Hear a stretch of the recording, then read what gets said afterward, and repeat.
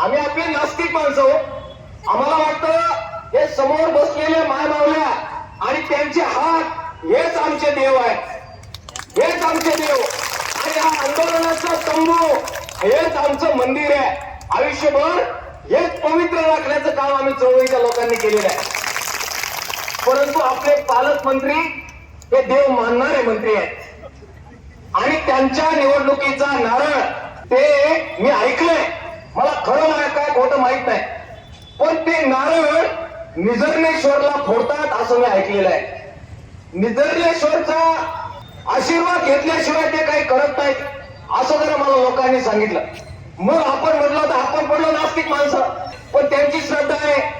मग आमचे जे काही श्रद्धा ज्याच्यावर आहे त्या मायमावल्या तुमची ज्याच्यावर श्रद्धा आहे तिथे जाऊन आम्ही बसवणार निजरनेश्वर आपला पहिला मुद्दा आहे. तिथे जाऊन बसणार आता आणि तिथून साखर हल्ला पालकमंत्र्यांना. आमच्या रेल्वेचं काय झालं, आर कर्मचाऱ्याचं काय झालं, आमच्या ग्रामपंचायत वाल्याचं काय झालं, बांधकाम वाल्याचं काय झालं, आशाचं काय झालं, शालेय पोषणचं काय झालं, आदिवासीचं काय झालं. आहे का मंजूर सगळ्यांना? आवाज कमी आला. आहे का मंजूर? आणि परत एकदा कॉम्रेड सदाशिव साबळे यांच्या नेतृत्वाखाली पहिला मुक्काम यावेळेचा हा आपण निजरनेश्वर गाठणार आहोत. निजरनेश्वर नंतर दुसरा मुक्काम मात्र लोणी असणार. आणि तिथून मला फोन आलेला आहे लोणीच्या लोकांचा. ते म्हटले लोणी असणार पण कुठं असणार, लोणी दोन आहेत म्हटले आणि वाडा दुसरीकडे आणि लोणी दुसरीकडे. म्हटलं वाड्यावरच जाणार, म्हणजे थांबणार नाही,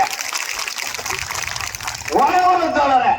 काय कायदा आहे, नियम आहे, काय व्हायचं ते होईल.